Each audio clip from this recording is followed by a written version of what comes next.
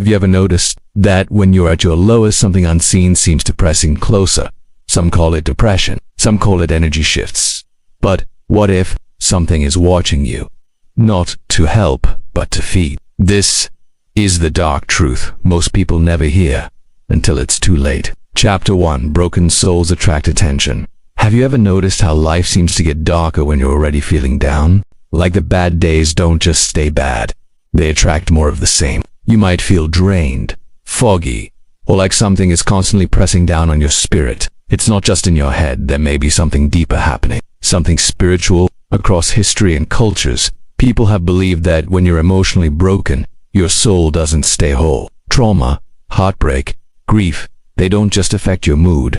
They affect your energy. They can leave tiny cracks in your spirit, and through those cracks, things can enter. In many ancient traditions, the soul is seen not as one unbreakable piece, but something that can be wounded or fragmented. Think of it like a mirror. Drop it once, and even if you glue the pieces back together, the cracks remain. Sometimes, those cracks never fully heal unless you actively work on them. And that's where the problem begins. Because while we're trying to survive emotionally, just getting through the day, something else might be watching. Something that sees those emotional cracks as invitations. These aren't just spooky campfire ideas. Across cultures, people have spoken about invisible forces that cling to pain, feed on fear, and grow stronger in emotional chaos. Whether they're called spirits, shadows, attachments, or entities, they all have one thing in common. They don't come to you when you're strong. They come when you're at your weakest. Let's slow that down for a second. Why would something seek out someone who's already suffering? It's simple. Because broken energy is easier to enter. If your spirit is like a house, then trauma leaves the doors unlocked and the windows cracked open. Joy, love, clarity. But when you're emotionally shattered, those systems shut off. And that's when the unseen steps in. Let's use an example. Imagine someone going through deep grief. They've lost someone they loved. They're isolated, exhausted, and emotionally fragile. During this time, they may begin having vivid nightmares. Maybe they feel a presence in their room, or they hear whispers in the silence. They might think they're just imagining things, but ancient teachings suggest otherwise. In many cultures, grief is believed to draw spiritual attention, not just from ancestors or guides, but from energies that feed off sadness. And it is not because you've done anything wrong. It is simply that grief creates an opening. You may be wondering, but how? How does pain attract something spiritual? It all comes down to energy. Every thought, every feeling, every state of being, it all carries an energetic frequency. Joy feels light, anxiety feels tight, grief feels heavy, and darkness recognizes that frequency. It knows when you're not at full strength. That doesn't mean you're possessed or cursed. It means you're more visible on a level we don't always understand. Think of it like this.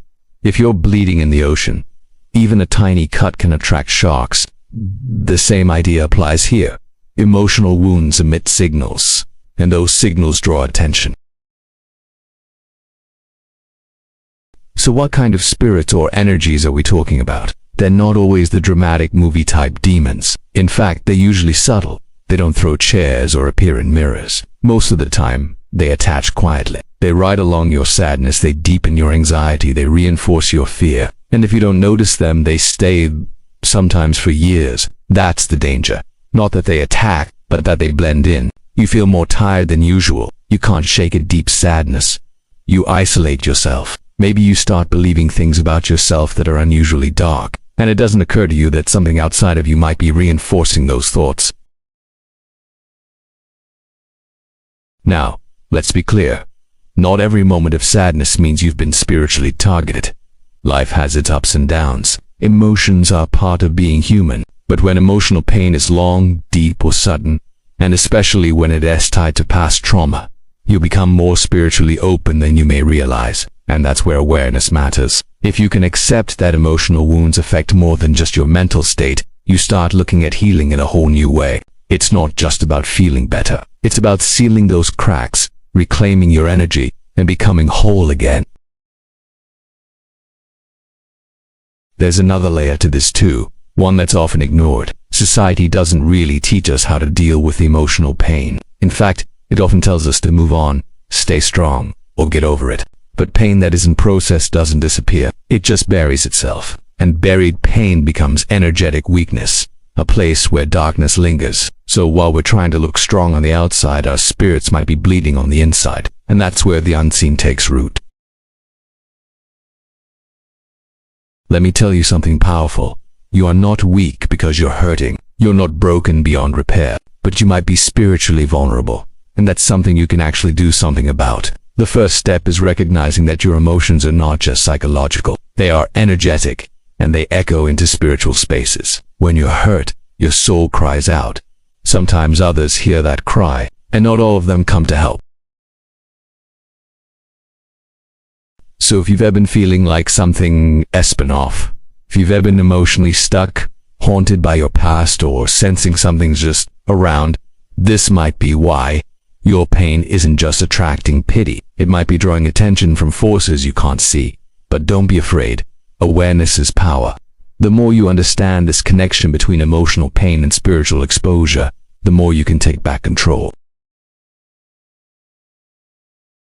In the next chapter, we'll look at how your emotions actually broadcast frequencies, and how certain feelings make you louder in the spiritual realm, attracting the kinds of attention you may never have intended. The truth is, you don't have to stay open. You can heal, you can reclaim, and you can protect. But first, you have to see what's really happening beneath the surface. Chapter 2. The frequency of pain.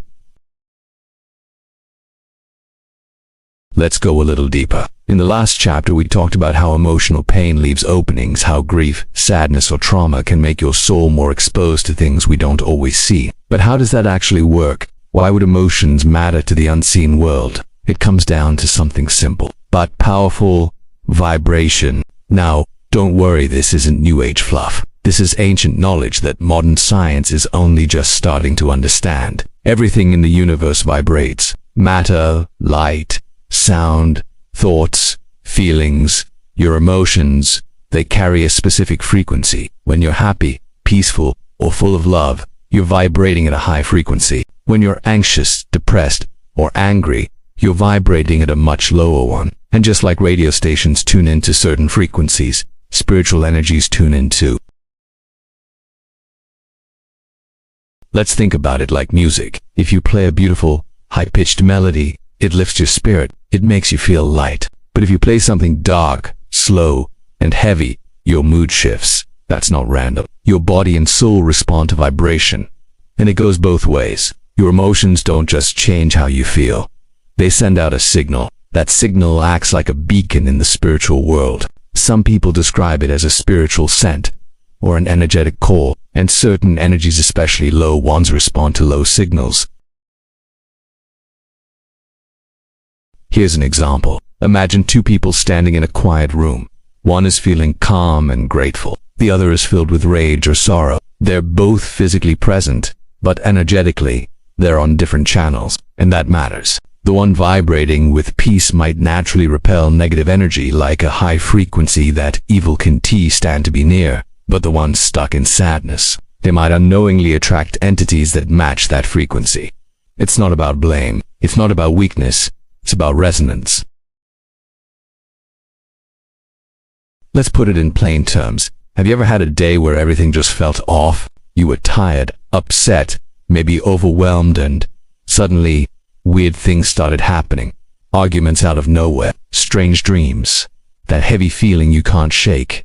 It could be coincidence, or it could be that your emotional state dropped into a frequency that called out to something unseen, and something answered.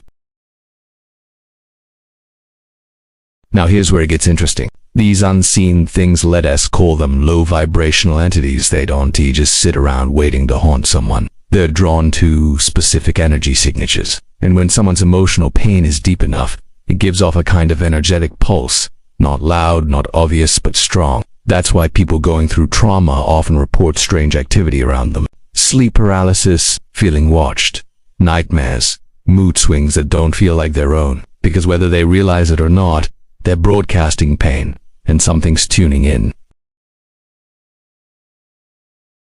Some traditions explain it this way. When you're in emotional distress, your energy fields your aura weak. It's not broken, but it becomes less structured. And in those weak spots, things can attach. Not physically, energetically. They're not here to possess you like in the movies. They're here to feed. How? Through your emotions. The more you sit in guilt, shame, or hopelessness, the more fuel you give them.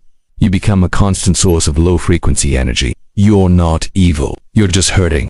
But your hurt becomes nourishment for something that was never meant to be near you. Here's something you might not hear often. It's not the emotion itself that opens the door. It's staying stuck in it. Pain is normal. Grief is human. But when you start to believe that you are your pain, that there is no way out, it shifts your entire frequency. And that's when attachments happen. These energies don't come when you cry. They come when you give up. They whisper thoughts that sound like yours. You'll never get better. You're all alone. There's no point. Why bother healing? Not loud, not obvious, but constant. And because you're already low, you believe them. That's how they blend in. That's how they stay. So what can you do? First, become aware of your emotional frequency. Ask yourself honestly, am I vibrating low today? Am I trapped in old anger, fear, or shame? Are these feelings mine, or something I've picked up? Awareness doesn't fix everything, but it breaks the spell. When you realize that your emotions can draw in darkness, you start choosing differently. You start noticing when it's time to pause, breathe, and shift your state of end just a little. That shift raises your frequency. And darkness, it doesn't thrive in light. Second, protect your space energetically. This doesn't mean lighting candles or saying fancy words unless that resonates with you. It means setting clear boundaries with your energy. Even something as simple as, this feeling is not mine. I release what no longer serves me. I welcome only peace into my space. Words have vibration too, and intention, genuine, grounded intention, is a powerful force. Let's talk briefly about environment. If your home or room feels heavy, don't ignore it. Emotions leave energetic imprints. If you've cried in your room every night for months, that space holds a residue. Clean your space. Open a window. Play uplifting music. Use sound, light, movement. All of these shift frequency. Even small changes create disruption for low-vibe energies. Remember, they want stagnation. They want hopelessness. The moment you shake things up, you interrupt the cycle. Third, embrace your pain. But don't stay in it. This is key. You're allowed to hurt. You're allowed to process. But you're not meant to live in that frequency forever. Healing raises your energy. It doesn't happen overnight. But every step you take toward clarity, self-love, or truth pushes the darkness back. You don't have to fake positivity. You just have to choose movement. Choose honesty, choose growth, and slowly your frequency becomes your shield. To wrap up this chapter, let's leave with this. Your emotions are powerful. They're not just feelings. They're energy, and that energy speaks. So the next time you feel stuck, ask yourself, what am I broadcasting right now? Who or what might be listening? And most importantly, do I want to stay on this channel? You're not weak for feeling low, but you're not meant to live there. There's a reason healing feels like light, because light has a frequency, and it's one that darkness cannot copy. Chapter 3, Spiritual Parasites. So far, we've talked about emotional wounds and how they affect your spiritual energy. We've also looked at how pain creates low-frequency states that can attract things you can TC. But in this chapter, we need to talk about what happens after something unseen attaches to you. Because the truth is, not all spiritual threats are loud or dramatic. Some of them are quiet, slow, patient, and that makes them more dangerous. Let's introduce a term you might not hear in everyday conversation. Spiritual parasites. Now don't let the word parasite scare you. Let's break it down. A parasite, in the physical world, is something that lives off another being. It doesn't kill you immediately, it doesn't even try to, just latches on and feeds quietly, slowly, constantly. Now imagine that happening, not to your body, but to your energy. That's what spiritual parasites do. They find a way in, through emotional pain, trauma, or deep fear, and they stay there.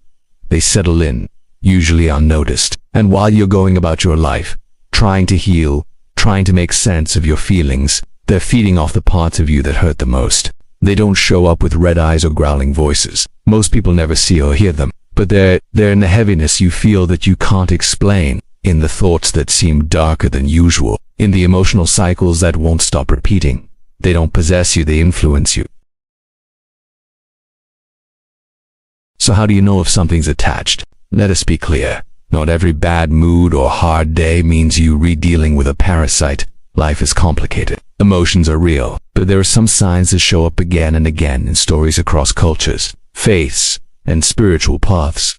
Sudden, unexplainable exhaustion, especially after emotional events or time alone. Repeating negative thought loops that feel foreign or unusually heavy. Persistent nightmares, especially involving shadowy figures or being chased. A feeling of being watched, even when you're alone. Mood swings that don't match your usual personality. Feeling emotionally disconnected from others or yourself. These are subtle signs, and that's exactly how parasites work. They want to blend in. They want you to think everything you're feeling is just you, because the longer they stay unnoticed, the longer they feed. Here's something most people don't know. Spiritual parasites don't usually cause dramatic breakdowns. They cause slow disconnection. You might stop caring about things you once loved. You might isolate yourself from friends and family. You might stop believing that healing is impossible, or that you're not worth saving. And while you're trying to make sense of those feelings, something in the background is feeding on your hopelessness. It sounds dark because it is, but awareness is the first light.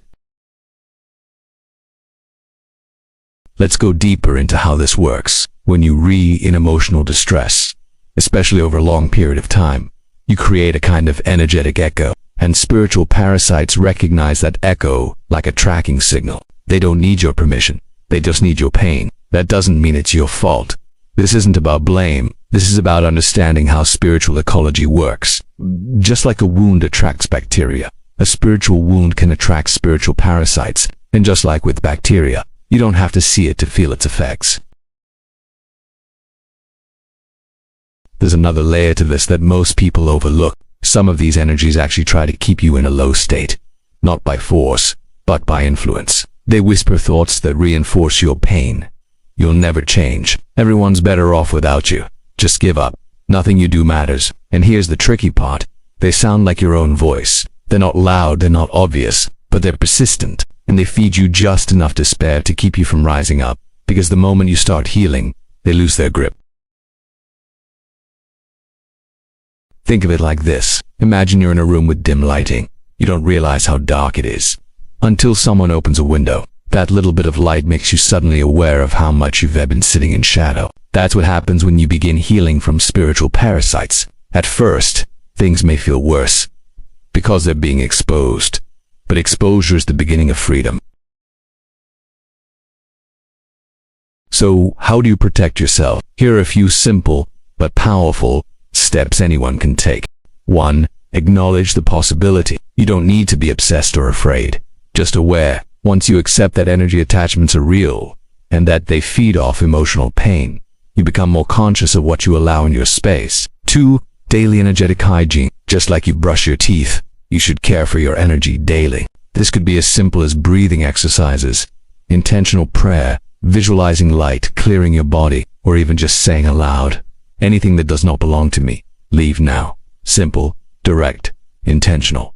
3. Name your thoughts. When you catch yourself thinking something dark or hopeless, pause and ask, is this really me? By questioning the thought, you weaken its power. You interrupt the pattern.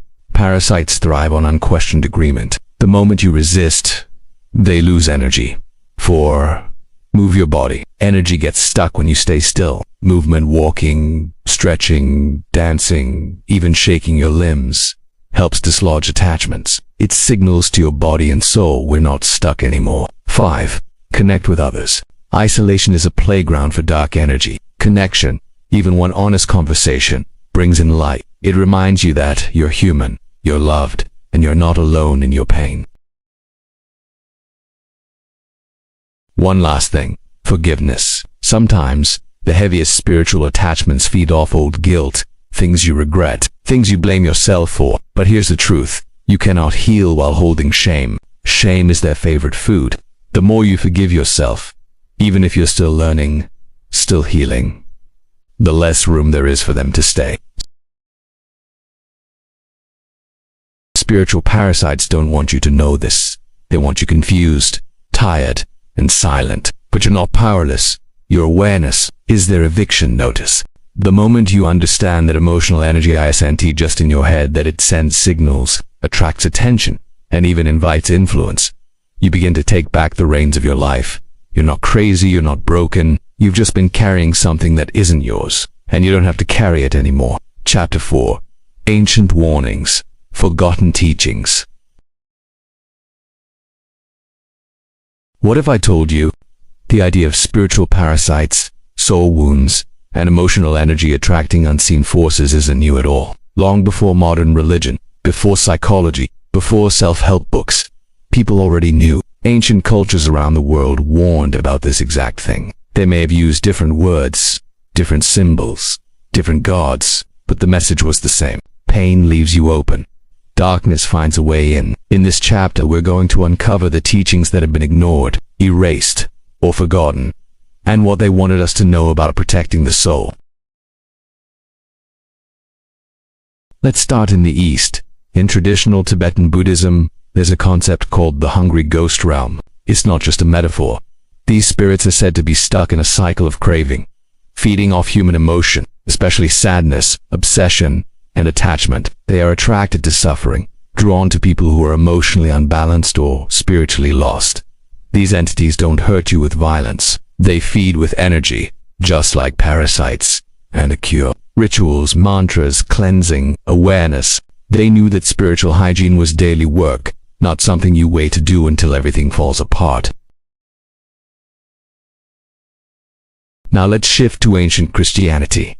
Not the church version we see today, but the mystical side. There were early followers of Jesus, known as the Gnostics, who believed in an inner divine spark, something powerful, godlike, within every person. But they also believed in false spirits, known as archons, who tried to keep humans asleep, afraid, and spiritually weak.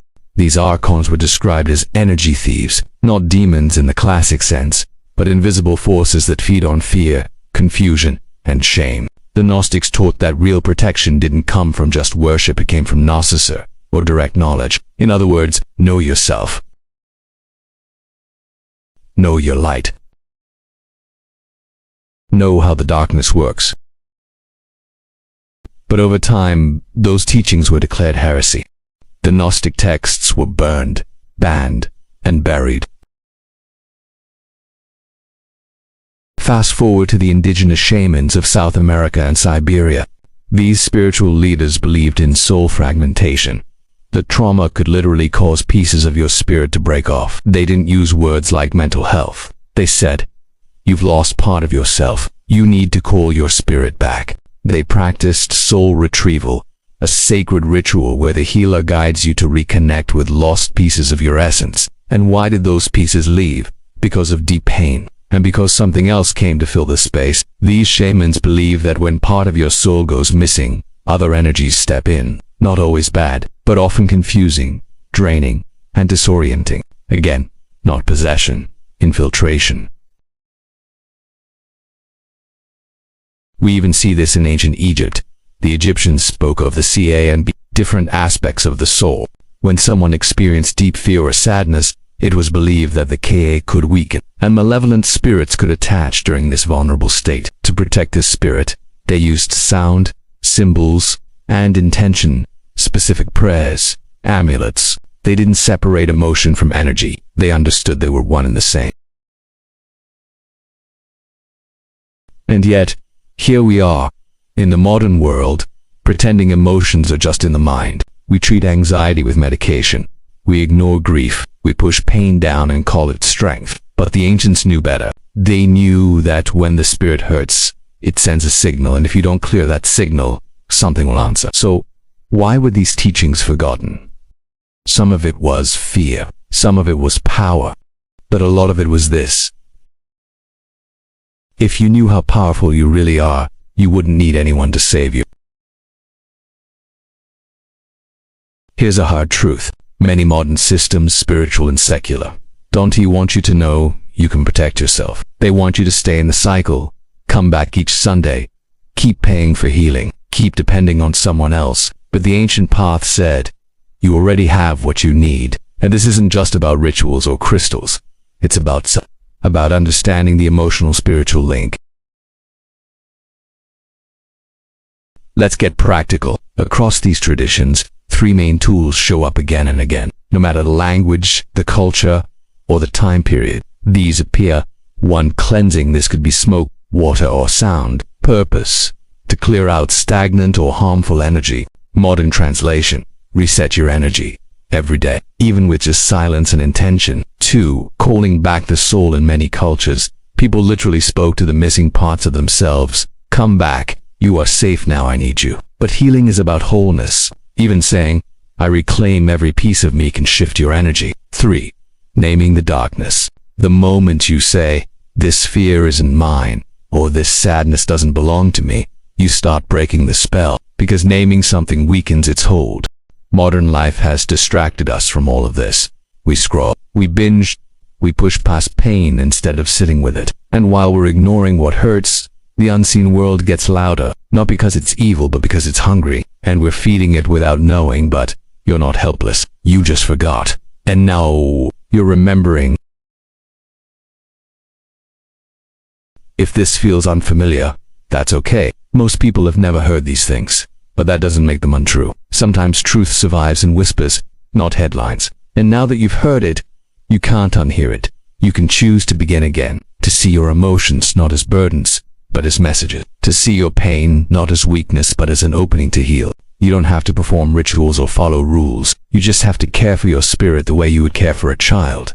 Gently, consistently, and with love. That's what the ancients knew. That's what we lost, and that's what we're here to reclaim. Chapter 5. The Lie of Being Broken. Let's pause here for a moment. Take a breath. Not the kind you rush through, but a real one. Inhale, exhale. Now think about this. When was the first time you believed something was wrong with you? Was it after someone hurt you? After a mistake you couldn't take back? After a quiet night where the silence screamed louder than your thoughts? Wherever it started, the idea stuck. I'm broken, I'm too far gone, I'll never be whole again. This is the lie. Not just any lie. The one that keeps you spiritually weak, emotionally fragile, and energetically open to things that do not belong in your space. And here's the truth. You are not broken. You are fragmented, and fragments can be Modern society loves the broken label. We see it in movies, in songs, in therapy ads, in social media captions. I'm broken, and that's okay. I'm shattered, but still standing. It sounds poetic, it sounds relatable, but it also keeps us trapped, because if you believe you're broken, you stop trying to heal.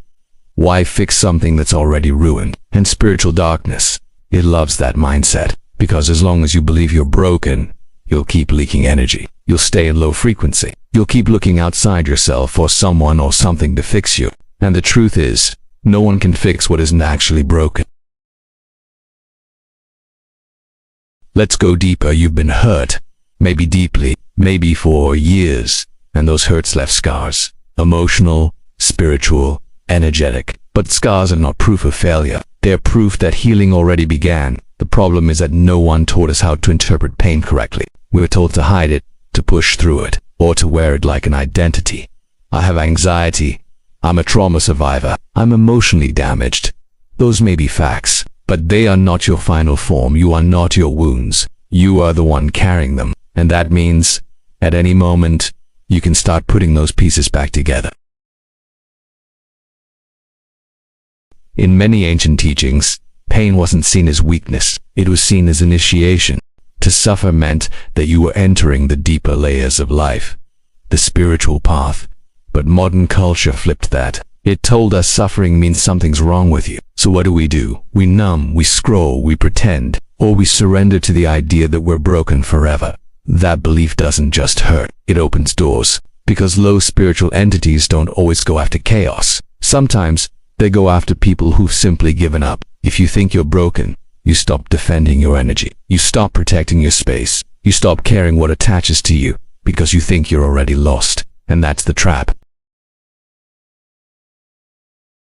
Let me give you another way to look at it. Imagine a stained glass window. shattered into 100 pieces. Someone walks by and says, "This is broken. Throw it away." But an artist walks by and sees potential. They say, "This isn't broken. This is a mosaic waiting to be reborn." That's you. You are not the trash version of your life. You're a mosaic in progress. And yes, putting the pieces back together takes time and patience and honesty. But every time you pick up one part of yourself and say, "This belongs to me," you are reclaiming your power. There's another layer here. People benefit from you believing you're broken. When you feel unworthy, you buy more. You apologize more, you stay small, you stay quiet. You don't ask hard questions. You don't challenge toxic systems. In relationships, in work, in spiritual spaces. In fact, most spiritual manipulation begins with, "You can't trust yourself. Let us tell you what to do. You're too far gone to save yourself." That's a lie. You don't need saving. You need remembering. Remembering who you were before the world told you that you were never enough. And when you start remembering, you stop feeding the darkness. So what can you do right now to begin unlearning this lie? Here are a few simple practices. 1. Watch your words. Language is powerful. Instead of saying, "I'm broken," try, "I'm healing," "I'm rebuilding," "I'm finding my way back." These words shift your inner frequency. They tell your energy, "We're not done yet." 2. Talk to your pain. Sounds strange, but try it. Instead of pushing your sadness away, speak to it. "I see you. I know you're here for a reason. I'm listening." Pain ignored becomes a parasite. Pain acknowledged becomes a guide. 3. Stop comparing your healing timeline. No one heals the same way. Some people need months. Others need years. And that's okay. Your timeline is sacred. Don't let someone else's highlight reel become your measuring stick. And finally, celebrate small wins. Did you get out of bed today when everything inside you wanted to give up? That's a win. Did you pause a negative thought instead of believing it right away? That's power. Did you cry instead of numbing out? That's healing in motion. These are not minor moments, these are bricks in the foundation of your healing. And each brick you place sends out a new frequency. One that says, "I am not broken, I am becoming." Spiritual forces, good and bad, can sense that change. Dark energies start to pull away when you rise, because they can't attach to someone who knows their worth. They can't feed on someone who's learning to love their own soul again. And no, it doesn't happen overnight. But one truth at a time, you begin to shift. So if you've ever believed the lie, and maybe you still do, here's your reminder: you're not broken. You're not beyond repair. You are in the middle of a sacred process that most people never even begin. And that means you're already ahead of the game. Chapter 6, How to Seal the Cracks. Now that you understand the trap, the lie that you're rebroken, and the way pain opens spiritual doors, it's time to shift the focus. This chapter is not about the darkness, it's about how to close the gaps. Because once you begin to heal, once you realize that some of your sadness isn't even yours, you'll need tools, not complicated systems or ancient secrets locked away in temples. Just real, simple actions you can use to seal your spirit and reclaim your energy. Let's call them soul practices. And no, you don't need to be religious. These aren't tied to any belief system. They're universal, because healing belongs to everyone. Step 1. Reclaim your name. This might sound strange at first, but one of the first things dark energy tries to do is strip away your identity. It whispers lies until you forget who you are. That's why the first practice is this. Say your own name, out loud, with authority. Something like, "I am your full name. This is my space. This is my energy. I reclaim all of me now." It doesn't need candles or music, just your voice. Speaking your name is like drawing a circle around yourself. It brings you back. It reminds you. And anything listening, who's in charge here? You'd be surprised how powerful this can feel, especially when said in a quiet room, right before bed. You don't have to believe in anything for this to work. You just have to mean it. Step 2. Clean your space equals clean your spirit. Darkness loves clutter. Not just physical clutter, but energetic clutter. Stale air, stagnant emotions. Rooms where you've cried for weeks without ever opening a window. So here's the truth. Cleaning your space is spiritual work. It's not about being neat. It's about shifting the energy. Open the windows, burn incense, sage, or just light a candle. Rearrange your room, even slightly. Play peaceful music while you clean. As you move through the space, speak to it. This space is clear. This space is safe. Nothing that doesn't belong may stay. Yes, say it out loud. Your voice is frequency. It cuts through fog. Do this even if you feel silly. Especially if you feel silly. That's how you know something's trying to keep you quiet. Step 3. Seal your field with light. This next practice is deeply simple and surprisingly effective. At the start or end of your day, try this. 1. Sit or lie down somewhere quiet. 2. 3. Visualize a soft, warm light surrounding your body, head to toe. 4. As you breathe, imagine that light becoming brighter, thicker, more solid. Then say to yourself, this light is mine. Nothing unwanted can pass through it. I am protected. You're not summoning anything. You're remembering your natural, energetic boundary. When your spirit is fractured, that boundary becomes thin. This practice helps rebuild it. Even if you can't see the light, it works, because your intention sends a clear signal. I'm no longer an open door. Step 4. Call back the missing pieces. This may be the most important one. When you've been through trauma, parts of you scatter. It's like your soul couldn't handle the pain all at once, so it sent pieces into hiding. Those pieces aren't lost. They're just waiting for you to come find them. Here's how you start. Sit quietly. Place a hand on your chest. Whisper or think the words. I call back all parts of myself that I've lost. I call back what was taken. I call back what I gave away to survive. I am whole again. You might cry or feel warmth or feel nothing at all, but something shifts. Even if subtly, the act of asking begins the return. Repeat this as often as you need. Over time, you'll feel more like yourself than you have in years. Step 5. Release what isn't yours. This one is simple, but often overlooked. You've probably been carrying things that don't even belong to you. Sadness, shame, fear, picked up from others, from your past, from the noise of the world. You don't need to understand where it came from. You just need to let it go. Try this out loud or in your mind. This is not mine. I release it now. If it doesn't serve me, it must leave. Only what is true and whole may stay. Say it as many times as it takes until something in you says, yes. This practice is like taking off a heavy coat you didn't even know you were wearing. You'll feel lighter, cleaner, freer. Step 6. Use your breath like a weapon. Your breath is sacred. It's the only thing that's been with you since your first moment here. And it's one of your strongest tools. When you're overwhelmed, scared, or feeling low, stop and breathe intentionally. Inhale for 4 seconds. Hold for 4 seconds. Exhale for 6 seconds. Repeat for 2 to 3 minutes. As you breathe, picture your exhale pushing darkness away from your heart, your thoughts, your space. It's not dramatic, but it works. Breath brings you back to the present. And darkness, it can't thrive in presence. It needs chaos. And your breath creates calm order. Final step, speak light into your life. Words shape reality. The more you repeat something, the more your spirit believes it. So stop saying, I'm tired, I'm broken, I'm cursed. Start saying, I'm healing, I'm getting stronger, I'm taking my soul back. These aren't affirmations. They're declarations, and the unseen world hears them too. Your words become your frequency, and your frequency becomes your shield.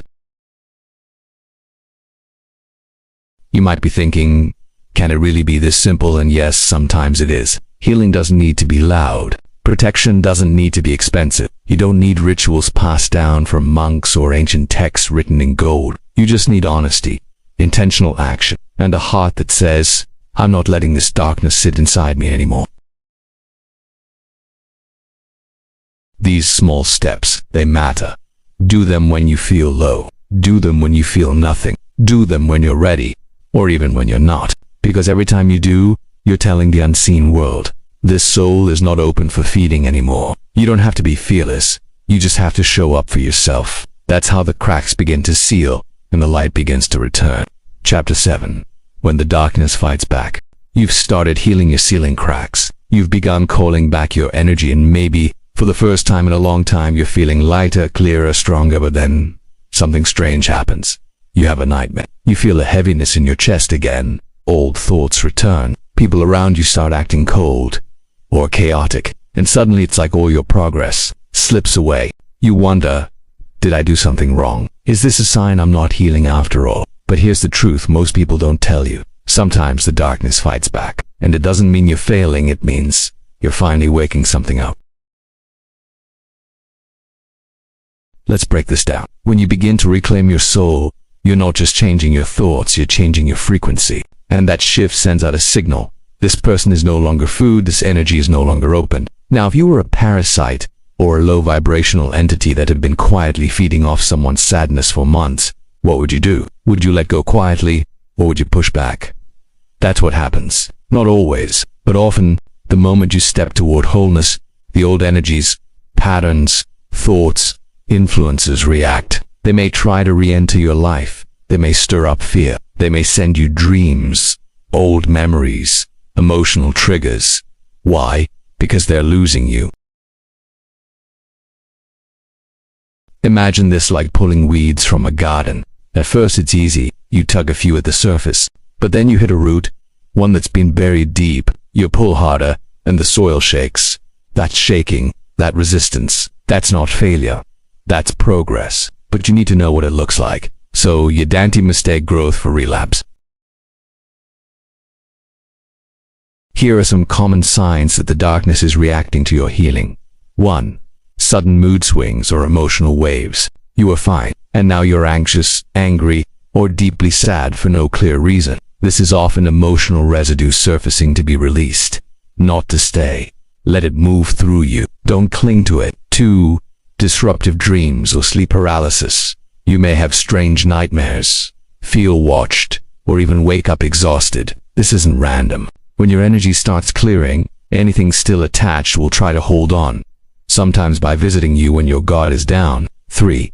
Unusual friction with people close to you. Sometimes, as your energy shifts, people around you feel it, even if they don't understand it. You may trigger others without meaning to.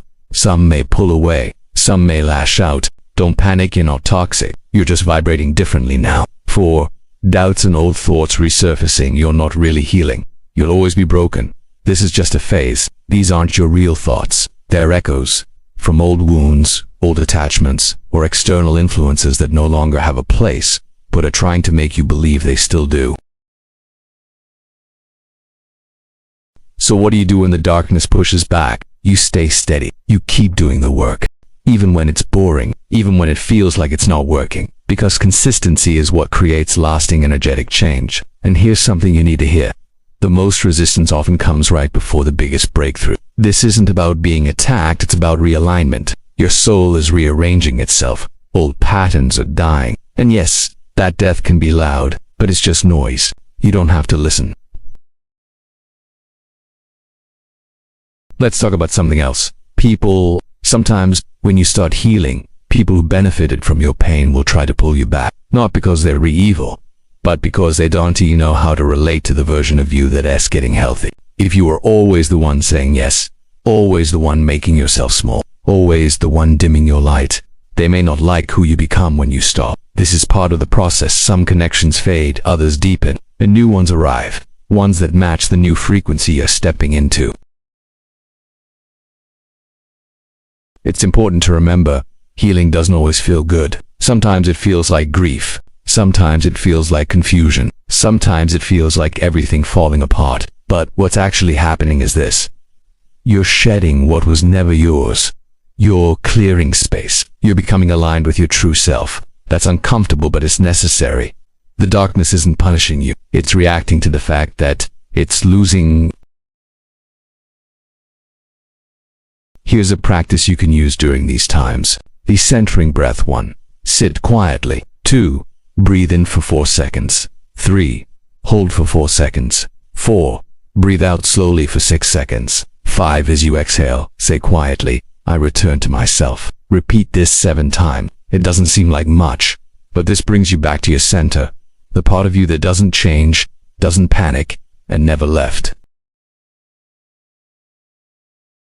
Also, keep saying your boundary out loud. Anything not aligned with love and truth must leave my space now.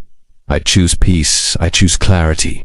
I choose freedom. Your words are commands. The more you speak them with conviction, the more your energy organizes around them. And remember, darkness is not creative. It repeats itself. It uses the same old tricks. Fear, doubt, isolation, shame. But you've seen those tricks now. And once you see them, they lose their power. So, if you're feeling the pushback, don't give up. It's not a sign to stop. It's a sign to push through. You're clearing energy that's been with you for years, maybe even lifetimes. Of course, it's going to fight back a little. But that doesn't mean you're doing something wrong. It means you're finally doing something right. If something in this spoke to you, you're not alone. Let me know in the comments what resonated with your journey. And if you'd like more stories like this, mysterious, personal, and powerful, you know what to do. I'll see you in the next one.